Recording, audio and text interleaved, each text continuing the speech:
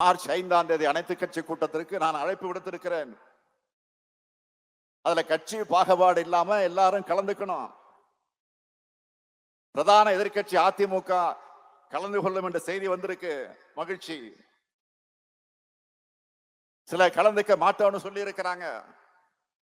நான் அவங்களுக்கு சொல்லிக்கொள்ள விரும்புவது, இன்னைக்கு பாஜகவை மகிழ்விக்க நீங்க பண்ற அரசியல் சூழல்ல தமிழ்நாட்டுக்கு தீங்குதான் ஏற்படும். பாஜகவை நம்பி போனவங்க அவங்களுடைய தேவை தீர்ந்த உடனே மற்ற மாநிலங்கள் என்ன ஆனாங்களும் நீங்களே சிந்திச்சு பாருங்க.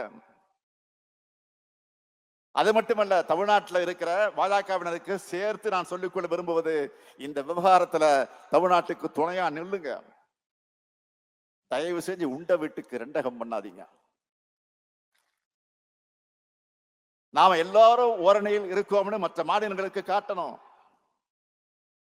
அது மூலமா தான் வர இருக்கக்கூடிய ஆபத்தை தடுத்து நிறுத்த நம்மோட உரிமையை வென்றெடுக்க முடியும். வென்றெடுத்தால் தான் எதிர்காலத்தை பாதுகாக்க முடியும்.